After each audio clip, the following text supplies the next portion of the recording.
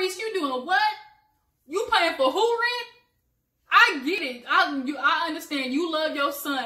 But the fact that you thought you was getting ready to bring your ex down to the same city as you and your wife and think it's going to be successful, nigga, please.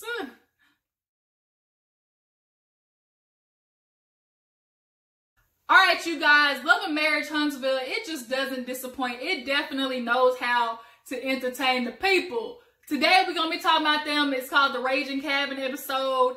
All the couples is up there. We actually got another couple that joined. I guess they might be in next season. But nonetheless, we're going to get into it. First, do your girl a favor, though. Hit that subscribe button down there. And if you are new to your girl's channel, this is your first time viewing, let me welcome you with a big what's up. And if you haven't already, hit that button down there, okay? Don't be stingy. Subscribe to your girl channel. Now, let's get into it. Loving Marriage Huntsville. I mean, we see how Kimmi is reacting. She ain't taking the news well. She is crying. Maurice is understanding he really messed up this time. He didn't consider her feelings. Like the fact that you didn't think that this was going to affect her. Your ex, who clearly does not respect her, who has had nothing but negative things to say about her when Kimmi has bit her tongue and never said nothing bad about her, especially around her son. Like, bruh, I don't know where in your rabbit ass mind you thought this shit was gonna work. He tried consoling her, making her feel better, but you gonna be in the doghouse on this one, Maurice. Next, we see how, speaking of doghouse, Martell calls his therapist in that bunk bed looking like a 12-year-old, trying to see how he can get back in the master bed with Melody. He's like, you know, I need to know what to do. You know, she has been talking, you know, during the cabins. You know, obviously throwing jabs and stuff, but I just want to, you know, soften her and see what I can do to get back in the bed with her. The therapist gave good advice, Mike. You need to quit thinking about it as, you know, get back in the bed. You need to think about it as what can we do to improve the relationship and make it last, and ask her, you know, what led you to the decision of kicking me out. He know why his ass is kicked out. He had old side chick call his phone disrespectfully. Bitch didn't know her place. That's the problem. So he deserves to be sleeping in that bunk bed, but obviously we see Mel might be pregnant, so she been letting him hit it quit or do something. Either she going downstairs or either she going upstairs or he coming downstairs, you know, to get a little late night nookie in. But he gets good advice. He's like, you know, I'm gonna see what I can do to make it work. So all the, you know, couples are making breakfast and stuff. We get the new couple arriving, and Mel's in the kitchen with Kimmi. Kimmy's like, bitch, you got the tatas out.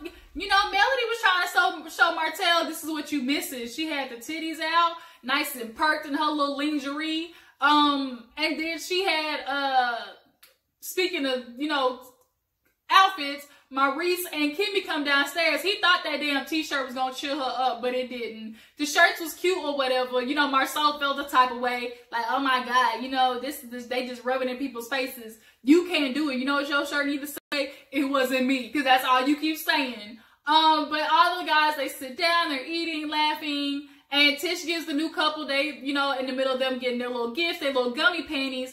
Melody is complaining about her stomach hurting and goes upstairs. You know, Martell checks on her, and that's when she kind of, you know, starts throwing out, oh, you know, I'm craving pickles and Funyuns. And she's like, he's looking at her like, huh? And she's like, I think I'm pregnant. You know, her little country accent. I think I'm pregnant. So he wants to make it about, oh, you know, I'm excited. You know, this could possibly save us, make us closer. And Melody got the right idea. I ain't never known having a baby to quit a cheating ass nigga from doing what he want to do, which is cheat. Like, these women, I'm glad Mel isn't that dumb, but there are women out there who think, oh, I'm gonna have a baby that's gonna make him stay. Bitch, what? If a man want to run the streets, he gonna run the streets. Now your ass is stuck at home, and he gonna have you there while he's still doing what he want to do. You know, as people like to say, he got community peen. So, you know, Martell's like, he's like, you know, I'm happy for us, but they agreed to keep it quiet until, you know, they get confirmation. So as she's laying in the bed, Kimmi actually comes in to check on her, know she was sick or whatever. And, you know, Melody didn't tell her. She kind of alluded it to, oh, I think I just ate something bad. You know, it was messing with me. And so Kimmi takes this time to vent to Mel about what's happening with Maurice and how, you know, she's feeling offended or just disrespected that Maurice, you know, didn't fill her in on the idea of, you know, moving Kiowa down here, and not only moving her down here, but paying for her damn rent, basically giving them a free home to live into. You know, Melody was like, no, we can't do that. He didn't ask you. Oh no, we ain't gonna do that. Martell know better than that, bitch. Martell know better than a lot of things, but obviously he don't know better than to stick his dick in somebody else. Catch. So, you know, Kimmi's like, you know, I don't know what to do. I don't want to stop this relationship between him and Monster. But she admits to a lot of times she holds her tongue out of fear that if she, you know, kind of says something and it might cause a rift between Maurice and Kiowa, it will make her basically renege on all the stuff she said she was going to do, which we are obviously seeing now. This woman, they agreed to let Monster move down there, and she is basically backpedaling and pussy popping on the agreement that she made to let her son be with her dad. And the fact that she's making it so difficult and has a stingy ass attitude in the meantime of it just goes to show what type of woman she is. She's salty she lost Maurice, but bitch, you did that. You fucked up that relationship, and now you mad because he got to glow up and got him a new woman and, you know, got him a couple, you know, little money in his bank account. Like, that's nobody's fault but your own, Kiowa, and you're doing nothing but hurting your son in the meantime. And the fact that even Kimmi says that means that she's picking up on, this isn't the first time that Kiowa has, you know, maybe said something and then took it back, or, you know, said that, you know, she was going to do something and didn't. So, at this time, we see Maurice. He decides he's going to, you know, they're playing pool. All the guys are kind of having their time. And he fills the guys in on the idea that, you know, he said, I finally told Kimmi, you know, I want to move Kiowa down here. And all the men was like, nigga, you doing what? Who's moving down here? You have no idea how much of a bad idea that is. And it's like he's so blindsided by the love of his son that he's not realizing this is going to fuck up your marriage. It just is, Maurice. And Sadark was like, I get you love your son and going through the ends of the earth, but I would go through the ends of the earth through the court system. And I believe, like, try to keep it as much out of the courts as possible.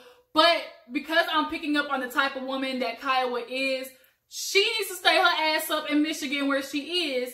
And you let the courts say, okay, these are the dates. Because if she moves to Alabama, I can just see it. Her ass 10 minutes away, she's going to be rolling up unannounced and using Monster as an excuse to come to your house and be nosy. Is Monster here? Let me see my son. Bitch, what? Bitch, you better knock on this door first. Like, you could just tell that's her energy, that's her vibe. And so he's like, you know, Sadark tried to give a plan B. Like, you could get a place in Michigan. That's a lot cheaper. Just, you know, go up there as often to see your son. But because, you know, he was stuck on this idea of Monster moving in, he doesn't want to, you know, get, you know, off that track of that plan. And I understand it. Now, Martell tried to put his little 2 cents in, you know, all these guys don't get it, you know, because they don't love their kids, you know, they don't have that strong bond. And he threw that little shade at Marsaue, talking about, Marsaue, he don't see his kids, and I don't know what kind of relationship Sadark had with his kids, but I know what Maurice is talking about. He's like, you know, I told Kimmi I agreed to put her up for 6 months. 6 months, bitch, give them 3. It don't take that long to find no job. And if Alabama is as booming as you say it is, and if she's a hustler, bitch will find a job in 3 months. But what her nigga do? That's my question. Because how he just picking up and moving down to Alabama. And you got a real career, like a real job, you can't do that like that. So I'm, you know, just remiss to think that she would have straight up bum. But he's like, you know, I'm not going to lose my son. I would do anything, spend whatever amount of money. At this point, I'm thinking you might have to get this up to the courts, buddy. As much as I hate to say it, like, I just think that, and it's going to save your marriage. Like, at this point, you're kind of choosing, okay, the love of my son, or like ruining this peace and happiness that I got with my wife, Kimmi, because she is going to be upset and holding a lot of resentment towards you, and that's not good. You going to fuck up the happiness of your marriage for Kiowa? That's what you going to do, Maurice? Okay. So we see how the girls, they get together, have their little time too. They get in the hot tub, and, you know, Tish is basically explaining to ladies what happened between her and Mel and how they obviously fell out. And she didn't appreciate how at the little coffee date that, you know, she tried to come from Marsaue. She was like, you know, oh, I know things about him. Where she's like, I had to let Mel know, I know things about you too. And she brought up how, you know, Martell had to match a BMW and pay for the girlfriend. Did y'all see Kimmi's face though? She drank that wine and was like she either knew something or like Kimmi knew. Like her face was like, bitch, why you say that though? Like, bitch, wasn't nobody supposed to talk about that. But she's basically talking about how like she doesn't want it to keep going like that. She wants them to, you know, be back friends how they used to be. And she kind of gets emotional because she's like, I just don't know how we got here. But her friend kind of gave good advice of like, you know, maybe you gotta love her from a distance. That's what you gotta do, because she's not.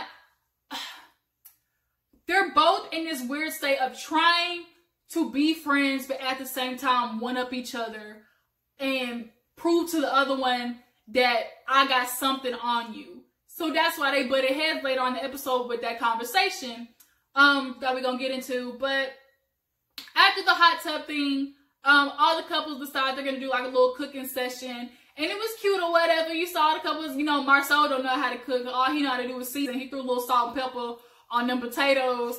Maurice, you know, made a little something shake, but Siddharth and everybody was kind of cute doing their little thing. But speaking of cute, Martell thought he was gonna get a little bump and grind, a little touchy touch in the kitchen when Mel was, you know, washing the food off. And she's like, I'm gonna let him do it this one time. You know, I'm gonna give him these moments, but that's it. They just moments, bitch.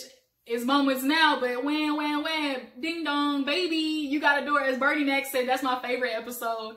We ain't gonna have no baby. What's the girl name? The little bad one. She's like, we ain't gonna have no baby on here. Next thing you know, gonna be ding dong, baby. That's what it was. But back to the episode. After she let him get all cuddly and gave him a kiss and stuff, you know, Tish takes his time to pull Melody outside. Melody's like, oh Lord, here we go again. I can't stand having conversations with Tish. It just never goes nowhere. And so they're outside, and Tish kind of starts the conversation off right, basically saying, look, we've done some things, took jabs at each other. We're kind of going to a bad place. I don't want it to be like that no more. You know, we kind of do this like, you know, you do your little nice, nasty thing, but, you know, and they retaliate basically at each other. And Mel kind of checks Tish and like, okay, you like to say I'm nice, nasty, but Tish, you ain't innocent yourself. You know, at the dinner the other day, you noticed I was sitting there quiet, but you were over there, you know, doing the neck thing, and we see the flashback. Tish definitely was kind of like, ugh, like rolling her head to what was being said at the table. And she wanted to say that she didn't notice she was doing it, but she definitely was making a point to say that she was annoyed with the whole Martell and Marsaue apology, which early in the episode, she was like, I'm still upset that it's not specific, you know, to the accusations of the 20 girlfriends. Now, Marsaue is just giving up all types of I did it with his, oh, babe, why are you asking for more? What you want this man to do? Dying across something like that? He apologized. What more do you want? And it's like, he ain't pushing. Marsaue, no, I ain't gonna push it, because at the end of the day, Martell got some information on him. And Tish, you know it. Your instincts is ringing, but you are so determined to get it out of Mel instead of your husband that he didn't do it. Dummy. So she was like, yeah, you know, just, you should have called me out. But the truth is, I was upset because, yeah, Martell apologized, but he didn't apologize for, you know, the cheating accusations. And Mel basically said, you know, look, I don't think Martell's going to apologize, but you need to realize our husbands have been friends a long time and probably got a lot of secrets on each other. And Tish got upset, basically screamed, look, my husband never cheated on me. That's it. And it's like, bitch. And Melody's like, that you know of. And she's like, you might want to attend, you know, mimosas with Melody because you can't make yourself that exempt from cheating. And she's like, I'm not saying that I'm exempt. What I'm saying is I know my husband didn't cheat on me. And Mel just kind of gave it a look like, okay, bitch. Like Jocelyn said to Toya, living in fairy tale land. You know, Tish is just determined to just keep her heads in the cloud. It just is what it is. And I think it's more of a pride thing than it is the fact that her husband cheated. Because it's like, she was one up on Mel. She was going through shit and talking bad about it and everything. And now here you are in the same goddamn boat as her. So now you look dumb for, you know, trying to like drag her and Martell through the mud. But then she was like, oh, you know, and then if it's so true, he needs to come with facts. You know, you understand what it felt like. Why would you put a family through that, try to drag a family down? And she was like, no, that's not what we're doing. You know, because if we wanted to tear your family apart, Martell would have said something a long time ago. Bitch, that right there is all you need to go and talk to your husband. So now it kind of goes left because Melody's like, look, I'm not the one who brought it up. We had the coffee date and you brought up the husbands first, which we see that she did. Tish must have like had temporary amnesia because she's like, I didn't say that. And then when she put her head down, you can kind of tell that she realized she kind of started it first. So she's like, look, this is what I mean. The jabs, the everything, the being negative. We're not going to talk bad about each other. Melody's like, okay, you know, I'm not going to come for you unless you send for me. And she's like, I'm not going to dog you either. Basically, they were just like going back and forth on, I promise we're not going to dog each other, which they are. They just are. And then Tish just had to keep going. It could have ended right there. But Tish just isn't allowing herself to, basically out of fear of the Marsaue thing. She's like, you know, we're going to treat it like I just don't care, Melody. Like, she's hurt, so she's just trying to hurt Melody back. I don't care. We're going to treat it as you're my ex-boyfriend. And Melody's like, man, I'm not going to do this with this. She's like, you better go in the house because your husband probably in here burning shit up. So she goes in there and, you know, the girls asked how to talk when she said, it went and then Tish is emotional and Marsaue sees that, so he takes her outside and she crying, talking about, I'm ready to go. I'm ready to go. You know, Melody keeps talking about this girlfriend's thing and, you know, she's saying how, you know, Martell isn't going to apologize and she's like, you know, I'm just sick of the lies and stuff. And Marsaue obviously is like, here we go again. It's always going to be here we go again because Marsaue not a good job of reassuring his wife with straight up saying, no, I didn't do it. He can't say, no, I didn't do it. And Tish, you know that. Like, I'm really upset that you are going to be this blind. And not, like, you're choosing to let this, as Marsaue said, Melody dictate, her words dictate how you feel. You're trying to get validation from Mel instead of your husband. But he did a good job consoling her. He's like, you're not going to run. You're not going to run. She's like, I'm calling and leaving the situation. He's like, you're not going to do that. You know, you know what it is. You know, you need to be strong. So he's like, you know, I'm not good at emotional stuff. But he did it. He ain't got no choice but to because he knows his feet are to the fire right now. So all the couples, they sit down, having a good dinner. They start talking about how long they've been together. And we get to Tish and Marsaue, and she kind of started trying to brag. We've been together for 13 years, and I just love him. It's just love. And he's like, yeah, you know, we're closer now than we were, you know, when we are in our first 2 years of marriage. And Tish tried to just keep going, talking about, you know, do any of you guys, you know, just feel the love when you're cuddling? And Melody, like her shady ass, talking about, you know, do you guys think a man can be faithful to just one woman? And Martell rolled his eyes. He kind of thought it was about him. No, you got to break this time. It wasn't about you. She's like, I had a conversation with somebody, and she's like saying, you know, I know my husband didn't cheat on me. And so Tish picked up that she was talking, so did Kimmi. Kimmy's like, I can see Mel picked up on that. And, you know, she was like, I'm just so sick of people lying, saying that they think their husband didn't cheat when they know he did. And Tish admitted to the comment, like, that was me who said it, but I know my husband didn't cheat on me. And Martell and Melody over there is kind of like, bitch, that you know of.